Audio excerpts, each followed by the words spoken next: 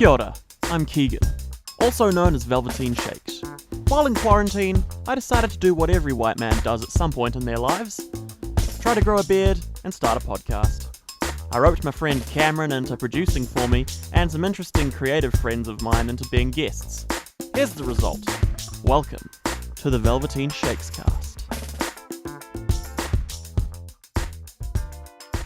Welcome to the Velveteen Shakes Cast, the Velveteen Shakes podcast with the Velveteen Shakes. I'm your host, Velveteen Shakes, and stream Flickr by Velveteen Shakes. With me today, as usual, is our producer, Cameron McCurdy, and today's special guest, David Atai. You may know Dave from several reject McDonald's commercials as a Mexican character, despite not being Hispanic at all. Lincoln bio. And and also he was in a band called, what was it? Nesian Mystik. Nesian Mystik. I've heard of them. Oh wow. Oh, that's right. Dave likes to put effects on his voice on Zoom calls. I want one of those. So that'll be fun. All right, what do you want? What do I want? Well, how are you, David, first of all? Alive. Good. That's what you want. That's what you want.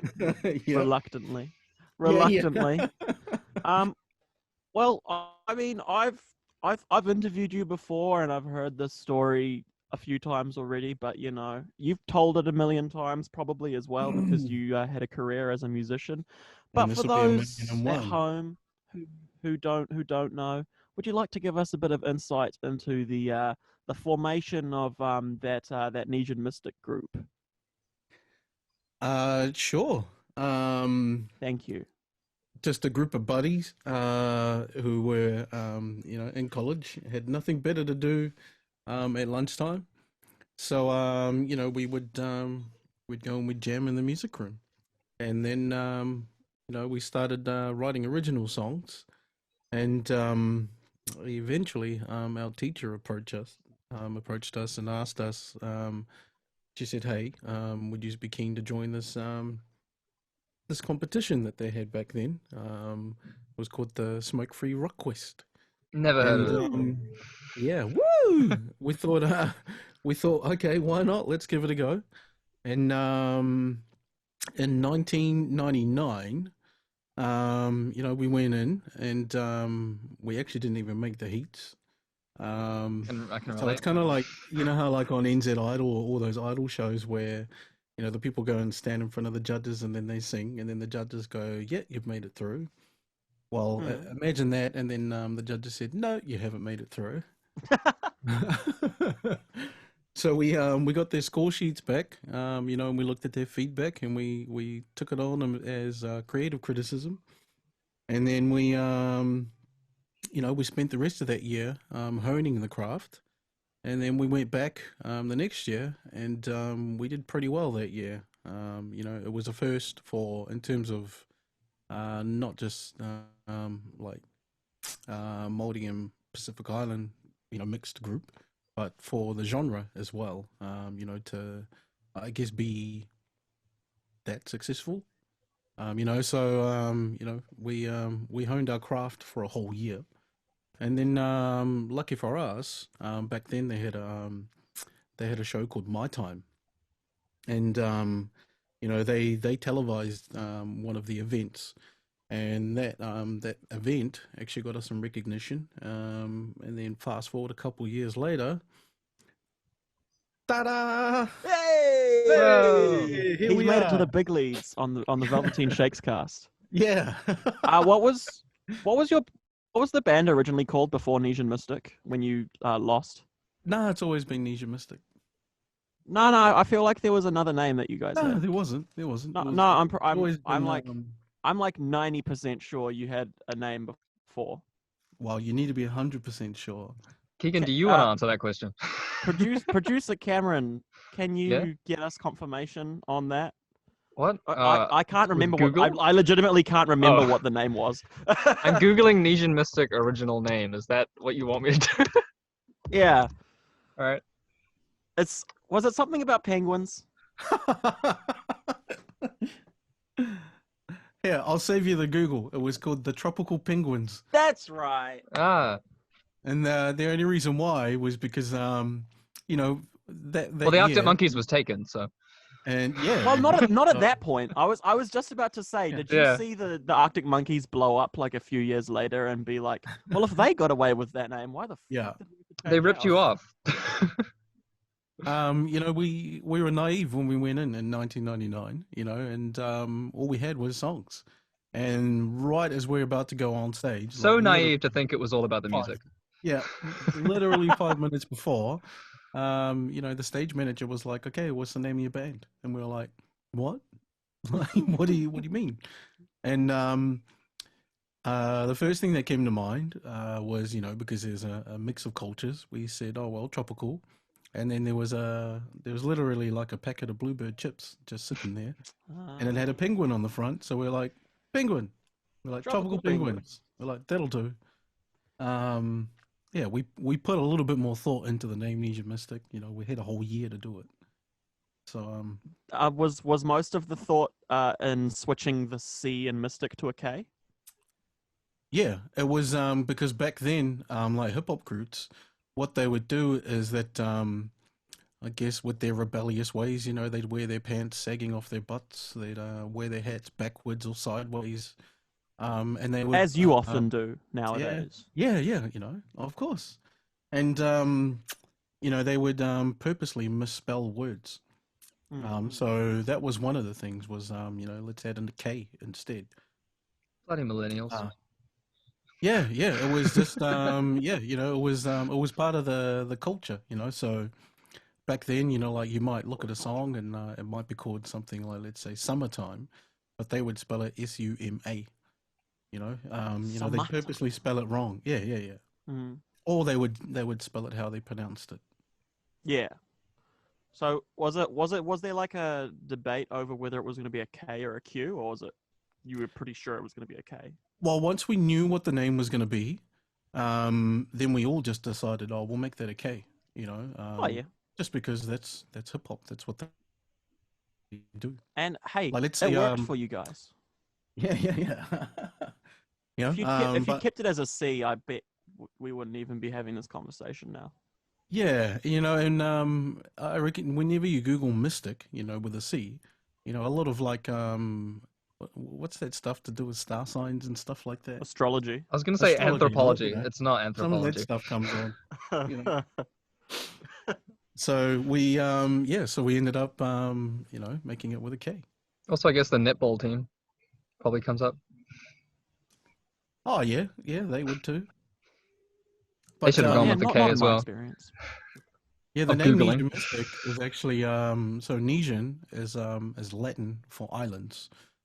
And mystic is to talking about the mystic pearl, which is the untouched pearl of the Pacific. So we were saying like with the name, you know, that I guess Nesian music, you know, is untouched. Because back then it wasn't, you know, there wasn't very many guys doing that. And you know, Does we Polynesian also mean many islands then in Latin? Yes. yeah, All right. yeah, Okay. yeah, Cool. that's what Polynesian means. Hmm. And Mystic also refers to the Bob Marley album, Natural Mystic. But when we changed and we play on the words Nesian Mystik, we're trying to say that all of that stuff, you know, just comes naturally. And it does, really.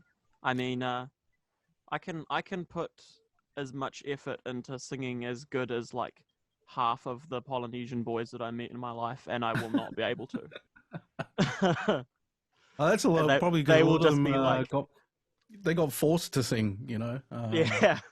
Yeah. I was forced to play guitar because you know, we didn't have a radio back then, so it was actually the first instrument that I learned to play was the ukulele.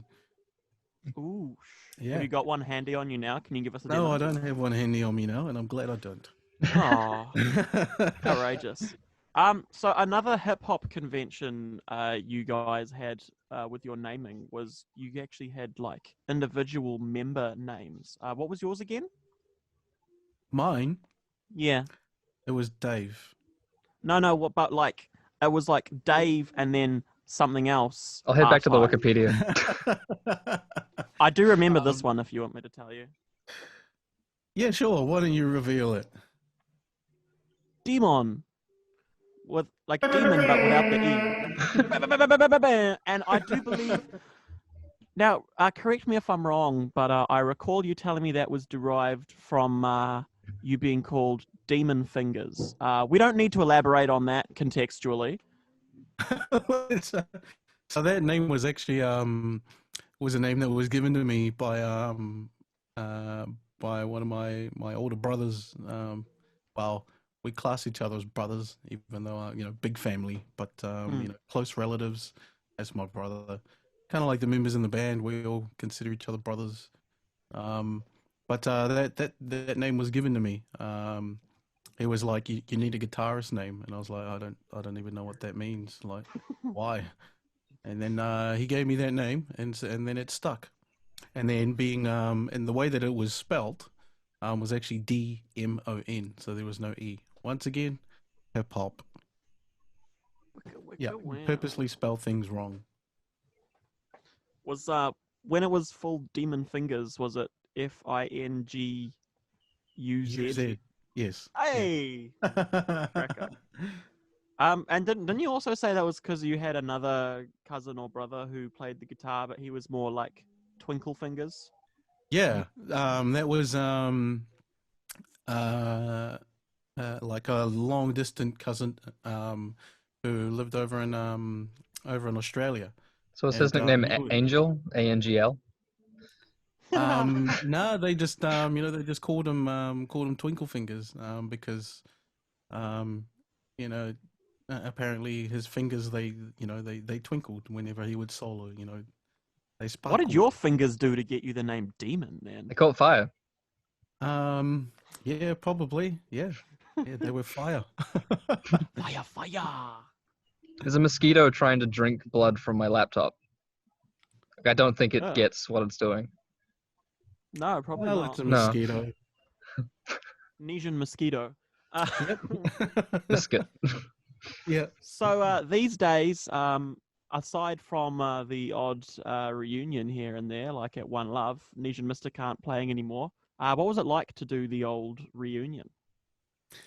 It was for some people it's like I guess it's like this big thing. It's like it's fun. But for us it was like it was work. Yes, there were like you forget how fun that is. But once we got up there, like it was like we've got a job to do. Like we're there to entertain. And when we used to rehearse, we rehearsed till we hated each other. And it's been I don't know how many years since that gig, that we performed. And the payoff was as soon as the music started, everybody knew exactly what they needed to do. And it was like a switch. It was like the music plays and was like, okay, there's the switch. It's go time. And it was like, oh, so all those times that we wanted to kill each other, that paid off. I was like, oh, that's why we did that. It's like riding a bike. Yeah. You wanted to kill each other so that you could kill on stage. Yeah, pretty much. Yeah. That's a good way to put. Yeah, that's exactly what I was going to say. Yeah. But in saying that, it was great fun. It was just, it was actually nice to be able to hang out with the boys again. We appreciated that, a little bit more because, as life moves on and everybody gets a little bit older, schedules change and stuff like that, so we don't see each other as often. And it had been. Well, you're not very busy these days. Yeah, not at all. So it had been, quite a while since all six of us were able to get into the same room and just hang out and, get some work done. Yeah. Get the mahi done. Yeah. Neat. Is there any well, were there any plans for more stuff in the future before, Auntie Rona came and wreaked havoc upon the world? We thought about it, but then I guess over the years, like your music interests kind of change. Some of the boys are actually, they're still pursuing music, but some of them just do it for fun. One of our boys, he's still pursuing music, but in other countries. So he just bypassed New Zealand and just went straight to other countries.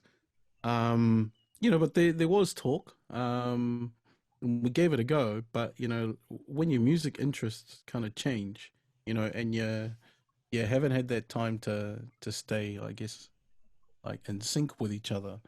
Then your music tastes, they grow apart.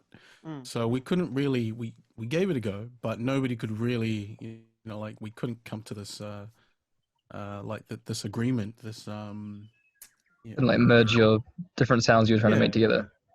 Yeah, and it was like, somebody would say, "Oh, that doesn't sound right." Then the other person, "That doesn't sound right," and it was like, we need a whole lot more work before we can actually, like come together and make a song that we're all happy with. Because all of our music was made like that. We made music together for years and years and years, and it took that development for us to start clicking and being able to work real easy with each other. How do you find then, like with people's different music tastes and what they're making, how do you find that thing goes for like being a mentor and writing music and producing music with loads of different people making loads of different kinds of stuff? Do you find it easy to merge the styles? Yeah, well, like being a part of Nesian, it kind of like it has kind of helped my career now. Like being able to accommodate all these different genres, these different tastes of music. Because you had six guys, and all of us, had different tastes. So you kind of had to adapt if you wanted to make music with us. So that kind of benefited me because I worked out my own process to be able to do that. Yeah. Does that answer your question? Yeah. Yeah. That's what Fran was saying as well when we had him on, was that all of the brothers in Kora had their tastes grow and sort of diversify, and they all branched out into pursuing different things. And so he said, that was just sort of how things progress. Yep. Yeah, and it's the same with us, like, so the music that Velveteen's making now, sounds nothing like Nesian Mystik. It's a completely different sound. And then I heard some music that that Junior was making over in Australia, and that kind of sounded like us, but not really. And it was like I could hear, like it was like when I listened to it, I was like, oh, I can hear the parts of us that you enjoyed more, and it was like, oh, okay, so you liked that style a little bit more. They sort of like take those parts of that identity you guys had together with them to their next thing. Yeah. And if you listen to Alwa's music, it sounds nothing like Nesian Mystik as well. So hence why coming together and working together, it's going to take that development again for us, if we're going to start making some more music in the future. But that's valuable time that we don't have, unfortunately. Yeah, your schedule's a bit filled up with I don't know, young people or something doing music. Young aspiring artists. Yeah, working with the next generation, just passing on the torch. So what is it like working with the next generation? Well, with having to adapt with Nesian, it kind of, I guess, kind of forced me to, learn ways to work with other people, and I guess one of the pros of that was that, I started to enjoy it. So my favorite process in music is the creative process. I love that part. And when you're working with, aspiring musicians that are new to the industry, I like the thought process of I'm not making a marketing plan. I'm just making a song, and it's if it sounds good, it sounds good. Because like when you talk to record labels, when you talk to great songwriters, when you talk to anybody who's been doing music as long as they have, um, and they've got well-respected names in the industry, they'll all tell you that like it's the song, that should come first. Like if the song is good, then it's good. Like you don't worry about, I guess, what it's going to sound like or what the end product's going to sound like, which is, I guess, when you start to establish yourself as an artist, then I guess some of the musical decisions, like the creative decisions, are based on, like, let's say, marketing strategies. Yeah. So it's like, if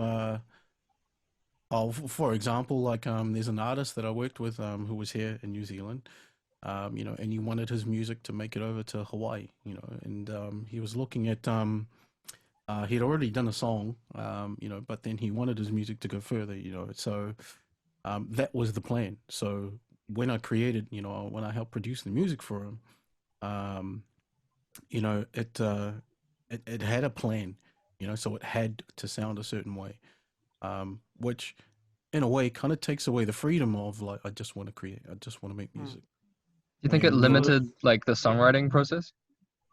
yeah, it kind of did, because it literally did, because it was made for radio. So the song has to be 3 minutes 28 seconds, or it can only go slightly over, because radio is going to speed it up. So there were those limits there. Whereas like when I'm working with emerging artists, there is no limits. It's just, hey, that sounds cool. Let's add that in, and that's what I love about the creative side of things. I guess if you're working people right at the start, they haven't, I guess, I don't know, artists tend to develop their own like kind of signature sound. And if they haven't found that yet, there's even more freedom because they don't even have Yeah. their own formula, let alone like Yeah. radio formula. And I've seen the progression as well. I've seen that happen. So I've worked with an artist that she started off sounding, I guess, kind of like your typical Kiwi, almost like cheesy pop sounding reggae-ish.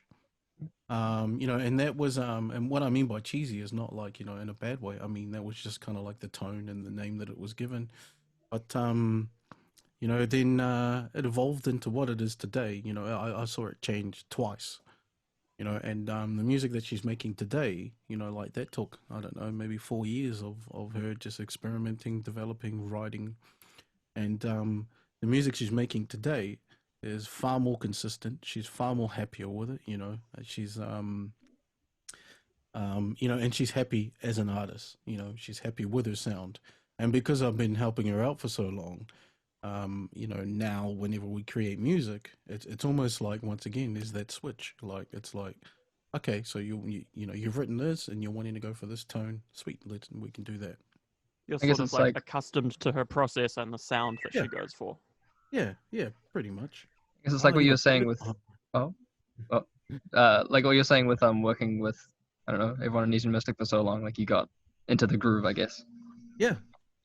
And bro, writing with Nesian was hard, it wasn't easy. And the reason why is because like we constantly wanted to develop. So, we would what we would do is we would go away for like, let's say, maybe 4 or 5 days, just in the middle of nowhere, and that was we'd usually go down to, we found a spot that we were comfortable with writing in, and that was down the mount, down Tauranga.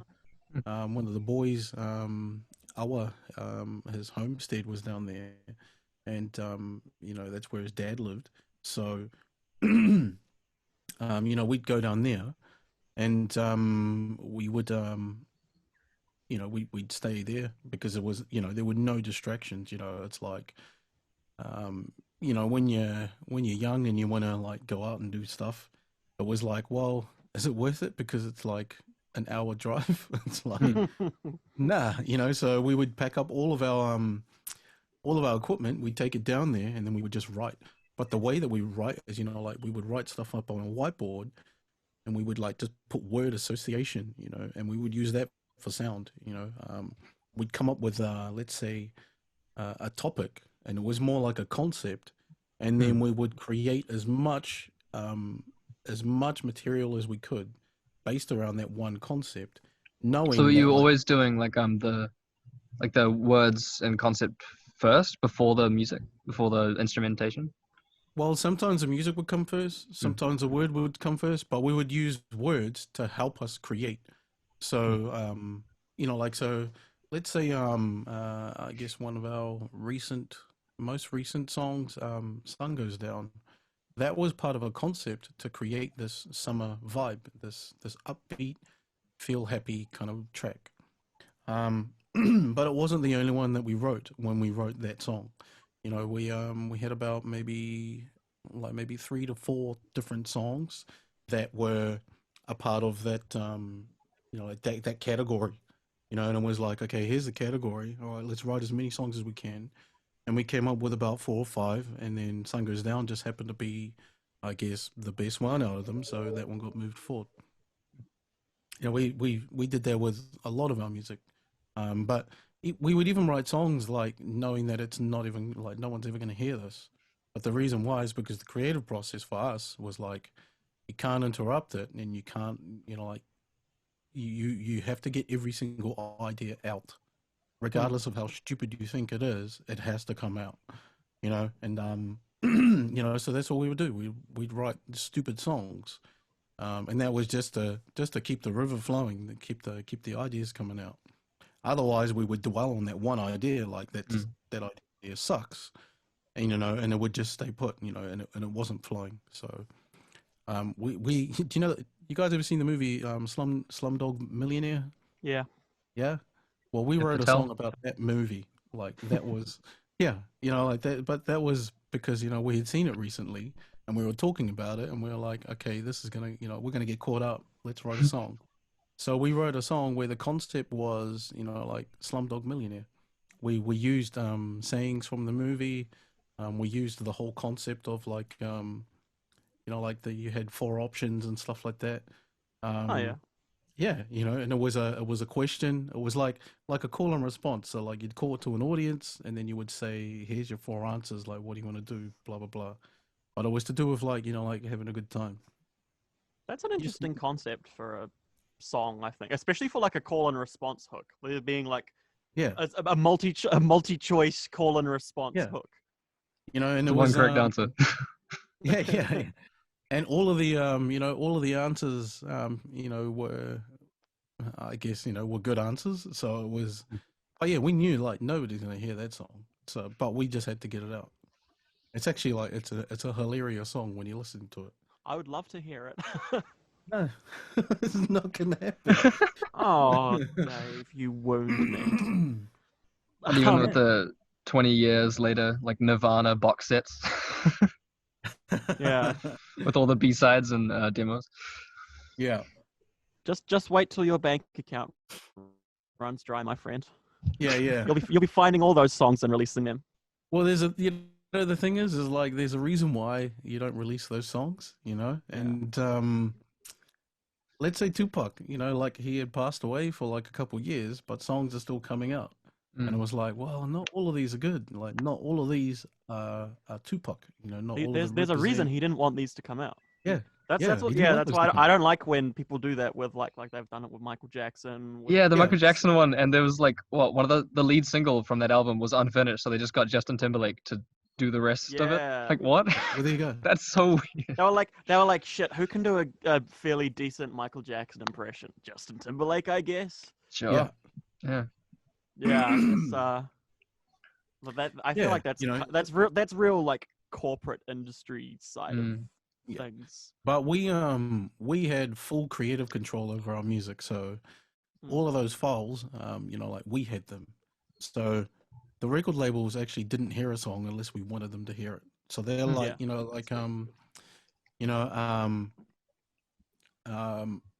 they'd call us up and they'd say, hey, like, what are you guys doing? Like, what's going on? and then we would submit like, let's say 5 or 6 songs, and we'd go like, this is what we've been working on, you know, even though like we had about 60, you know. Yeah. Was that It a was like, standard deal, or was that a hard deal to get to have full creative control? Or yeah, well, what we had done, we had signed with an independent label, Mm. but the independent label had a deal with Universal. right? So, you know, Universal was the distributor, but you know, still had I guess it was like we were signed to this independent label, but we still had the power of you know, of Universal behind us, Mm. you know, for marketing, promotion, and stuff like that. You know, and that allowed us to take full control of our music. Um, you know, but at the cost of you know, like some other stuff, which you know, that's just what comes with contracts. Mm. What were the? I mean, I don't know if you're not allowed to talk about it, but what were the downsides of being with an independent label instead of like with a big one who had says in your music? I guess the term. So it was our one was for the first 3 albums, right? Mm. So we were signed for 3 albums. So if we didn't write 3 albums within 50 years, you know, like we weren't allowed to release anything else as Nesian Mystik. Oh, right. Yeah, so it didn't matter. You know, Mm. like if Even if we the released band broke up and you all 3 albums, hated each other. Or, yeah, yeah. yeah. You know, so we couldn't come back together as Nesian Mystik and release more music, you know, Mm. because the third album hadn't been released, you know. So we could have written 3 albums in 3 months, you know, like, but you know, we didn't. But yeah, you know, like, so I guess, you know, like it's I don't know of one artist out there that is actually happy with their record, you know, their record contract. Mm. There's always like compromise and pros and cons. Yeah, yeah. It was There's like pros and cons. Frank Ocean Yeah, I like mean, releasing like albums that barely exist just to get out of contract. Like yeah, you yeah, hear about stuff like that all the time. yeah. You know, and even in a Kiwi band, I won't say their name just in case, but you know, they I can really cut wanted it to out. get out of there. They wanted to get out of their contract. So what they did was, once the album was done, they handed it over to the label, and they're like, here it is. And then they themselves put it out for free. It's like, Solid. yeah. So it's like, here's this album, but you're not gonna make any money off it. There's like within Rainbows, Radiohead got out of their label contract and they put it up for free on their website with like a pay whatever you want, and I think it was Yeah. like it made them more money than any of their other albums. Oh, well, there you go. Yeah. Yeah. You know, and that's yeah, that's sometimes like I guess when you know, like you have to go through the industry to understand, you know, like, and you have to, it's kind of like a trial and error thing, you know, like Mm. maybe go through a couple of record deals before you actually, you know, like you'll find a deal and you'll understand it, you know, and then you'll be comfortable with it. But Find the one that if- suits you.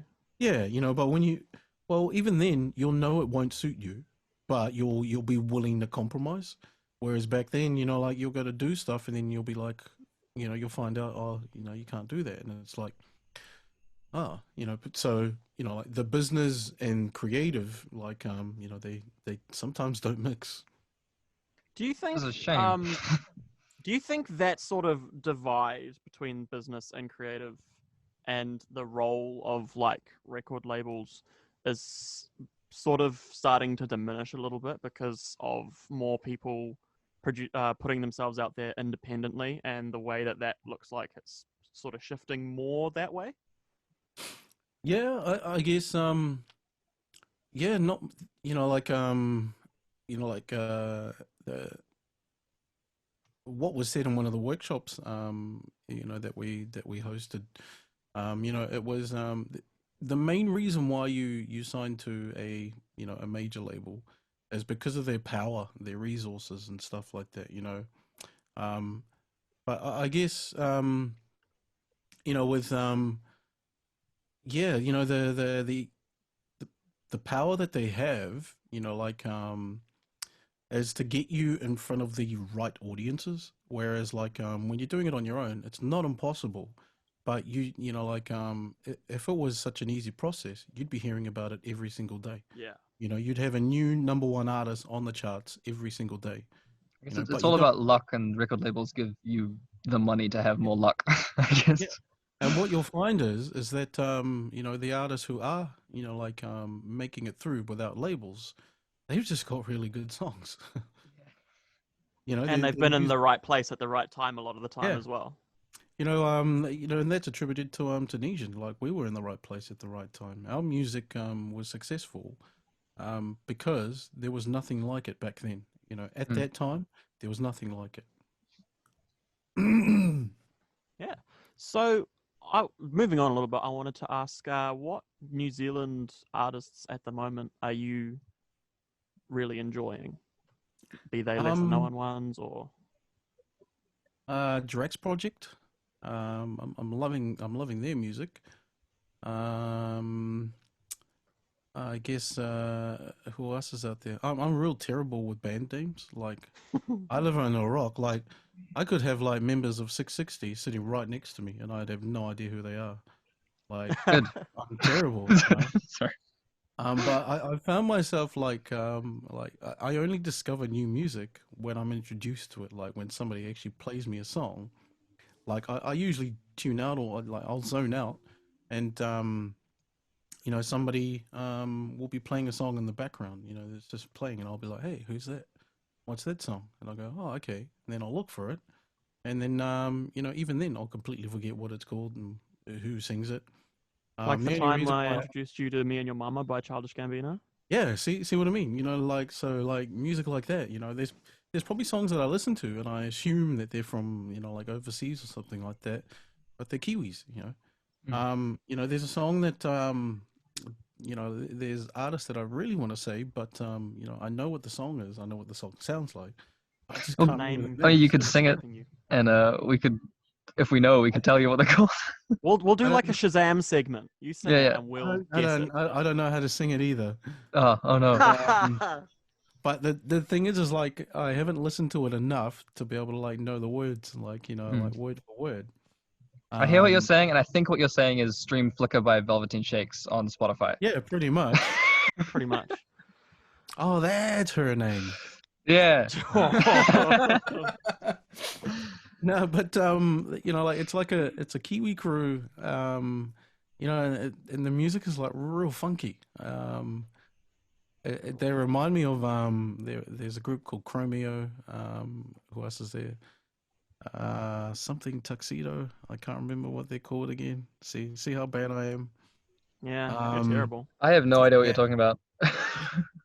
Yeah, you know, so like yeah, but their music is like really, really funky, you know, and it reminds me of like Strangely arousing. Oh, maybe. Strangely arousing. Yeah.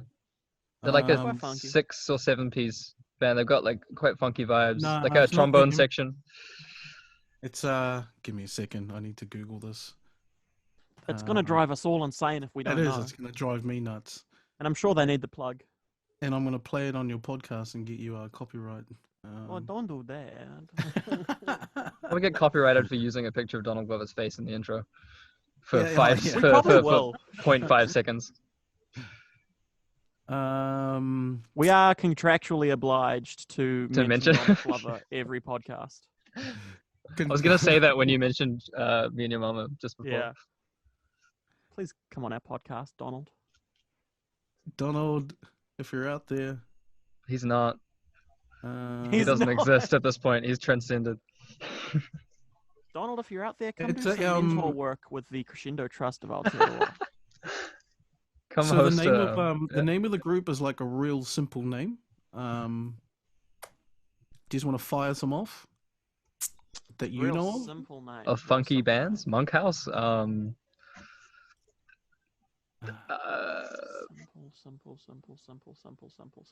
Simple. They're from Auckland. Lord. Oh, well, I'm gonna assume that they're from Auckland. There I go. This is what happens when you live under a rock, people. Yeah. You're like you know good music, but you don't know how to find it. I mean, to be fair, we obviously don't know who it is either. Oh well, whoever you are, simple named New Zealand funky band. This Yes. is your official plug Yeah. on the Velveteen Shakes cast. Link in bio. Link in bio Um. if we find it. Oh man, that sucks. Yeah, that sucks that I can't remember. So Nesian Mystik is Oh, that's who it sort of was, behind Nesian you Mystik. now. Yeah, Nesian Mystik is the band that you were talking about. Like, oh, that's right. I was talking about my own songs. And I was Yeah, just yeah, being like, yeah. fuck yeah. So Nesian Mystik is sort of in the past now that you've done the One Love reunion and we're not allowed to leave our homes, and now Yep. you're working with the next generation. What was it like producing Flickr by Velveteen Shakes? Producing Flickr. Once again, it was fun, because that creative process was uninterrupted, and it was due to like I guess what's the word? Dare I say ignorance? Where you don't know, and it's just like you just want to, you find a sound, it sounds good, and then and that's the decider, when we made that song, when we made Flickr, we've got the longer version, which is like 4 minutes and something seconds, almost 5 minutes long, something like Yeah. that. But if we were just writing it, like as an established artist, then we would have the radio version, which is we had to cut it down, but the song sounds way better because you get to enjoy it a bit more, and you get to, if you enjoy that slow progression of like a song building, then you listen to the long version. But according to radio, you've got to cut that stuff down. The long version is always what I plug to people, and even when I submit it to radio stations, I send in both versions. Oh, yeah. I've never listened to the single edit, In case they, aside from once case they just on the phone. Yeah, but radio edit. Right, everything I bugged out don't for a know. second. Everyone sounded like robots. Okay, I think Oh. you're both back. There you are. Okay, cool. yeah. Briefly there, both of you sounded like robots, and it was skipping every second like syllable. Yeah. So whatever you said, Keegan, no one cares. No. Oh, did you miss Come through. right? Yeah, no, I have no what idea what you was said. You went, Yeah. I did as that. Yeah, that was. I can't remember what I said, and it was a matter of seconds ago. So Yeah. it's gone now, Oh well. forever lost to Lost time. in the isolation station. Lucky Nice yous. isolations. Oh, we were talking about Flickr. We were talking about Flickr, yeah. I like the song. I think everyone will like the song. Yeah. Should listen to it immediately after this podcast. I My mom said she liked the song. I'm absolutely. Cameron's mum likes the song. like- Oh, wicked. I I absolutely like I really really enjoy what it is to fall apart. So I can't wait Unreleased for people- material. Yeah, I can't wait for people to hear that one. Because it's just the build of that song is just amazing. Keegan No, sent me a rough demo of it a little while ago, and I put it as I edited like an intro to the podcasts, like Oh yeah, with the a bit part of of the instrumental of What It Is to Fall Apart is the intro music. Oh, it's sweet. the second round of the funky bit where it's got like it sounds like a bottle is being hit, like boom, doo, doo, doo, like in the background Yeah. somewhere. Yeah, that part. Percussive. Yeah, Dave has done some very outstanding work taking my ideas and putting really good beat sounds to them and making them sound like they were made by an actual professional musician. Oh, we can't forget that Isaac, formed the foundation. Yes, of oh that, yeah, of course, yeah. and, Isaac Shallows, as he is known. Shallows Also, underscore AKL. So Yeah. we had a solid foundation to build on, and the song formed into what it is now. What it Yeah. is to fall apart. What it is to falling down. This is Honestly- Isaac's second plug in 2 episodes.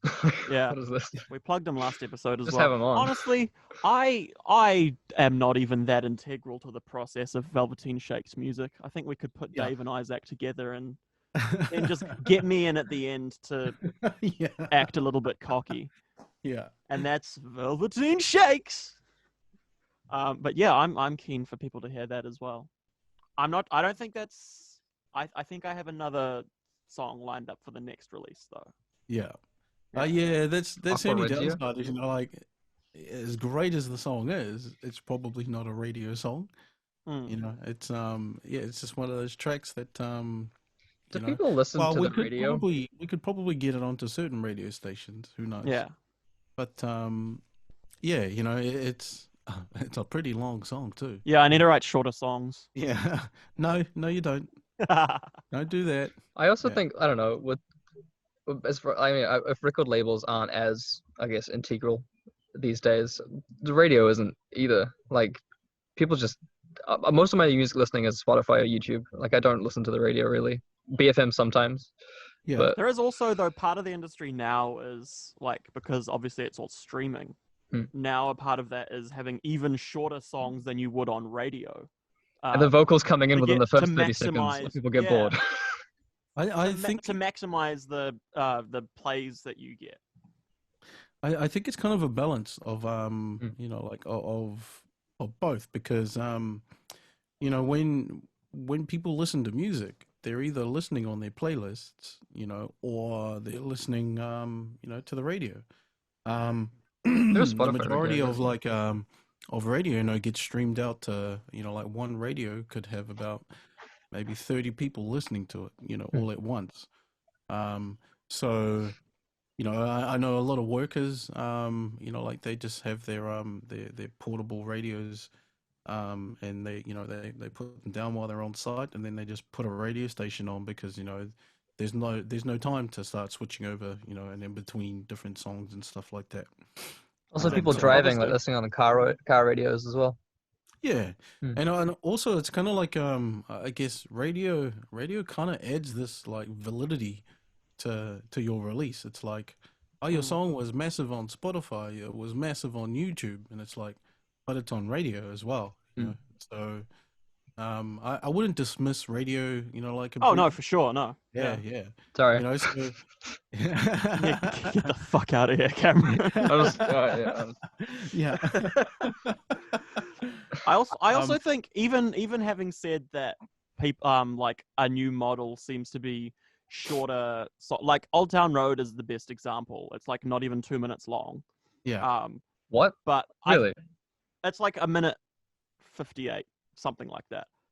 But I think, even acknowledging that, I think people are also, the flip side of that, people are these days are also a lot more receptive to, I think, especially in like pop and hip hop, like more experimental music, stuff that sort of breaks the mold a little bit more, which is why I think people like Childish Gambino, for example, again, are so popular. Yeah. And you've always got to go back to, like, they just write really good sounding songs. Yeah. There's a bunch of, like, really long songs recently as well. Like, I don't know, Let It Happen by Tame Impala, over 7 minutes. And then, like, Kendrick Lamar has a bunch of songs, like, over 10 minutes. And then, like, Julian Casablancas and The Voids. Like, you can actually write songs that are fairly long, but they feel short. Yeah. There's songs that that I used to listen to, like, back in the early 2000s, and I didn't realize how long they were until I actually looked at the time, and I was like, that song's 5.5 minutes long. Like, what? That's how I feel about Flickr, actually. Yeah, well, when you It's not until I look at the it, timestamp, I'm like, shit, Yeah. that's nearly 5 minutes? Really? Wow. yeah, because it's not boring. That's the thing. Is like the whole song, isn't, you enjoy all of that, 'cause, like, you can also write songs that are 3 minutes 30 and they feel like a day to get through. Yeah, man. And it's, like that. Those are songs that, like, depending on who's listening to it, it sucks. And yeah, they feel like they're 5 hours long, even though it was like, that was only 2 minutes, and it's like, man, it felt really long. That felt like a full hour. Going back to, like, I just want to quickly touch back on what what Cameron was saying about, like, the radio stuff is like, it still is possible to like, to have a successful career with your music without radio. I don't hear KSI being played on radio these days. I don't hear any PewDiePie songs playing on radio. You know what I mean? Those are my two Yeah. favorite musicians. Does PewDiePie do music now? He has a song called "Bitch Lasagna," Oh, fuck's so I don't want to sake. talk about it. Let's move See what I on. mean? But and there are other YouTubers that make music, Mm. and their music is like charting like on like let's say iTunes and things like that. That's There's because also they people really- on YouTube who are like primarily musicians, and their YouTube channels are primarily music, like Dodie Clark Yeah. or Ola Gartland and people like that. Who's that guy who sang that song "Take You to Japan"? What the hell is here? I am. I'm terrible again. What's the Google song it. called? "Take You to Japan." Shawn Oh. Mendes. That's what his name is. Yeah. Shawn Mendes. Yeah, wasn't he a YouTuber? I've no idea. Probably. He's one of I those get people whose YouTuber name vibes I've from him. heard for a long time and never actually. I think he dates Yeah, Camilla Cabello, but I don't know. He does. I think he started off by like the singing covers. Yeah. Oh, wasn't he on you know, TikTok or something, or like Musically, one of those Probably. shitty apps? Yeah, I think so. And then he started making started making his own music, and because he had such a massive following, the audience was already right there. Well, even like YouTube- a lot of YouTubers who weren't even doing specifically music content in the first place have been transitioning to it and transitioning successfully because they've already Troye got Sivan. a fan base. Yeah, Troye Sivan. Joji is another example. Yeah. He did Yeah. comedy Filthy Frank. music, and then he's as Filthy Frank, really like And Pink Guy. inappropriate Yeah. stuff, and then he transitioned to like a legit music career. Yeah. But like, even Well, with that, it was like, your audience is already there. Like, why Mm. change platform? And you can tell your audience, like, what I was going to say was like one of the great things about YouTube is that, when you hit the bell notification, it sends a message directly to them individually. Each one of them, they get a message that like they get one each. It's not this mass email that goes out to all of them. Like, it's like an individual message, it's almost like you've sent them something. And it goes to their email. It goes, if they've got the app on their phone, it goes to the app. It goes to all of that. But all the notifications, like, it's kind of like an amazing marketing tool. Like, if you can get people to push the bell icon, then you'll get you can guarantee that when you upload, they'll get notified. also with YouTube's like is great algorithms and and- stuff. Sorry, I was just Yep. gonna say it's great nowadays because like a lot of platforms like Facebook, stuff just gets lost in Oh, the yeah. way the feed Yeah. posts things. You have a memory from 2 years ago. Also, a page you created 3 years ago and haven't posted on had a page view. Thanks, Facebook. I don't even know how that works, bro. I got a notification on Facebook once, which was like on this day 3 years ago, and it was like you are in a relationship with, and it was like the relationship status, and I was like, I don't what go away. I didn't Facebook stop this. But like YouTube algorithms, I feel like I don't know, just like the play next thing and all the recommended videos. Like I've discovered so much music just from like people's live sessions on various like Such a wormhole online stuff and rabbit then, hole thing. like people posting like entire albums just as Yeah. a video. But like- like YouTube will recognize, like your patterns of like what you watch. And I'll recommend you And- stuff that it knows you'll like, and I Yeah. And it's it'll scary, but recommend, it's cool. So, if there's somebody out there that watches the exact same videos as you, but he watched something else, then it's gonna go, hey, why don't Maybe you you'll have a like look at this. Yeah, this is based on like the videos that you're watching. Like, They don't always get it right. no. I watch a lot of car videos on YouTube because I love cars. We should have spoken about that, bro. Let's talk Um, about your petrol heads. and Is that then, your favorite you know, Pixar movie? My what Cars? Yeah. Yeah. I love the movie Cars. I know. But Dave has a full chest tattoo of Lightning McQueen. Yeah, sure. Fun fact. I am Lightning McQueen. No, Oh, but, Owen you know, Wilson? like, Damn. I didn't know. can I just say what I want to say? We invited you on a This is our podcast. Now we're podcast, talking over play you. by our rules. Yeah. Right, finish your sentence, I guess. Yeah. I don't want to anymore. All right. Well, thanks for being on the podcast. We'll see. Yeah. Yeah. That feels like an awkward place to end. Really soured my relationship with my friend and producer David Atai, but What were you gonna say though? Yeah, you're curious now. I use one too. I legitimately want to know what you were going to say. Oh well, no, I was just talking about the recommendations of YouTube. Yeah. I watch car videos like all the time. That's all I watch on YouTube. Nothing else. And then recommendations will be car video, Peppa the Pig, car video, like some random person like opening shellfish, car video, and it's like Someone cutting through what are you butter doing? with a heated knife, like that one comes up. Like, Soap. What are you doing, YouTube? Like, really? Why would you think I would like that? Like based off all the stuff that I watch. Yeah, There's some weird shit on YouTube as well. Yeah, I'm sure you guys have heard of I, the for one, or the love darknet or whatever. The anecdote. Oh no, I steer clear of that, mate. I'm a good boy. Well, I don't know how to access it. Apparently, you need a USB stick and. Yeah, what? Yeah. It sounds so made up to me, even though I know it's real. Well, I found out about it just through watching a YouTube video. It was in the recommendations. I was like, "Oh, what the hell is this?" YouTube thinks you should go deeper. Get into the dark web. Yeah, YouTube has a dark side to it as well. You've got to go deep into the YouTube hole, and you'll find, some really, really weird stuff. There's also like even surface level YouTube stuff. There's like really terrible, like unethical, blatant advertising to children and stuff, and it's like. So we've been singing your praises, YouTube, but we're not going to ignore your faults as well. Yeah.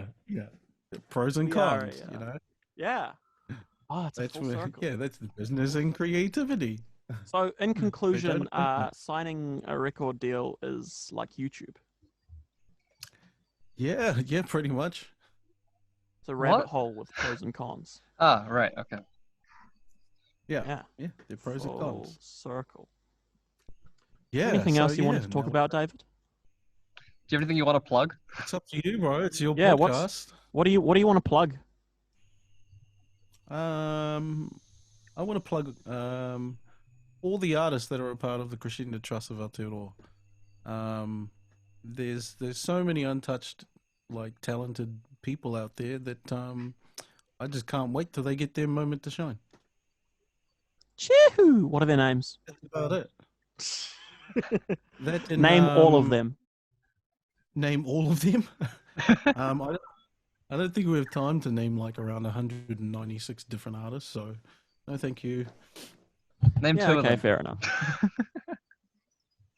Oh, that and from car guy to other car guys. Yeah, it's an expensive hobby. Don't get into it. All right. Well, I think I don't have any more questions to ask you, Dave, because I see you like every week. So I haven't thought of any more interviewing questions. But thank you for joining us here on the Velveteen Shakes Cast. Yeah. I hope you're staying safe, and I hope you will be nice to me next time we have a Zoom studio session. I'm always nice to you. That's true. I just want to make that clear to all 5 people watching. I'm always nice to him. He's only mean to me when we're actually in the studio, like in person. And he's there to physically yell at me when I hit a flat note. Like, sing better! No pain, no gain. He's like, okay, yeah, do it again, but this time on key. Yeah. Yeah, no pain, no gain. Thanks for checking out our podcast. We'll be back with another guest at some point in the future. And maybe sometime we'll have Dave back. Who knows? But stay safe and love yourself. Wait, I have a question. Okay. Do you remember the movie Meet Dave?